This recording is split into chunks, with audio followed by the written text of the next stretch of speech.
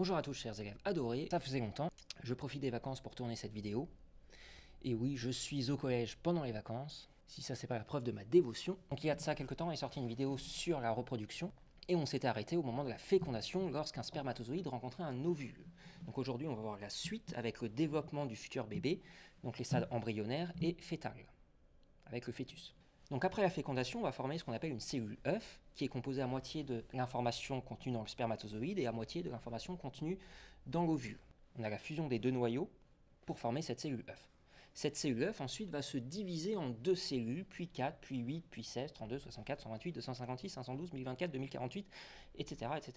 Pendant que ces cellules se divisent, elles vont se déplacer et aller s'implanter au niveau de la paroi de l'utérus. On appelle ça la nidation. À ce stade-là, on a encore des cellules indifférenciées, on appelle ça l'embryon. Petit à petit, l'embryon va prendre forme, on va voir les premiers organes qui vont commencer à apparaître, et on va voir apparaître, notamment parmi les organes, la queue. Parce que oui, il faut savoir, pendant votre développement, vous possédez une queue, donc cette extension de la colonne vertébrale, composée de vertèbres. Les vertèbres ont ensuite fusionné pendant le développement, pour former un os qui reste en vestige chez l'espèce humaine, qui est le coccyx. Donc cette paroi de l'utérus où va s'installer l'embryon va commencer à se transformer, se modifier pour permettre les échanges entre le sang du fœtus et le sang de la mère. Il n'y a pas de mélange de sang, attention. Il peut y avoir des groupes sanguins différents entre la mère et l'enfant. Donc cette paroi très fine qui va permettre les échanges entre le sang de la mère et le sang du fœtus, on va avoir le dioxygène et les nutriments qui vont rentrer, le dioxyde de carbone qui va ressortir, on appelle ça le placenta. Et le sang de l'enfant présent dans ce placenta va atteindre l'embryon puis le fœtus via un organe spécialisé qu'on appelle le cordon ombilical. Donc attention, le cordon ombilical, c'est bien du sang du futur enfant et non pas du sang de la mère qui circule.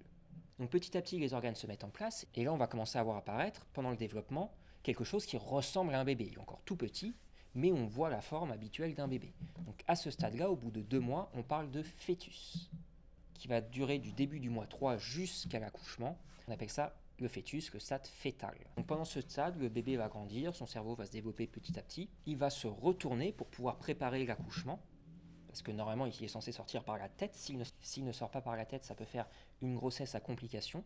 Et dans ces cas-là, souvent on va passer par une césarienne, c'est-à-dire qu'on va ouvrir le ventre et sortir le bébé. Si tout se passe bien, l'accouchement va pouvoir être déclenché. Donc parmi les premiers mécanismes qui vont permettre cet accouchement, on voit que pendant le développement, le futur bébé est dans une poche. Cette poche s'appelle l'amnios, le liquide amniotique. Et donc forcément, pour que le bébé puisse sortir, il va falloir percer cette poche. C'est la fameuse perte des os, E-A-U-X et non pas O-S, et pas des fémurs qui tombent au moment de l'accouchement. Et deuxième phénomène très connu pendant l'accouchement, c'est les fameuses contractions. Donc il paraît que ça fait très mal, évidemment je ne suis pas le mieux placé pour en parler, mais qui dit contraction dit muscle, parce que ce sont les muscles qui se contractent. Et ici, ça va être les muscles de la paroi de l'utérus qui vont se contracter et qui vont appuyer sur le bébé pour le faire sortir. Imaginez, c'est un petit peu comme si vous alliez aux toilettes. Non, je ne peux pas te laisser faire cette comparaison. Pourtant, c'est assez parlant. Non, mais tu ne vas pas comparer ce moment merveilleux de la vie où on va pouvoir faire naître une personne, pour certains le plus beau jour de leur vie, avec le fait d'aller aux toilettes. Ok, t'as gagné. Donc imaginez, c'est comme si vous aviez une bouteille de ketchup et vous appuyez très fort dessus, vous avez le ketchup qui sort. C'est la même chose, vous avez les parois d'utérus, vous appuyez très fort dessus et vous avez le bébé qui sort. Et voilà, le mystère de la vie est résolu. Voyez, c'est très simple. Révisez bien, je vous dis à la prochaine. Tchuss.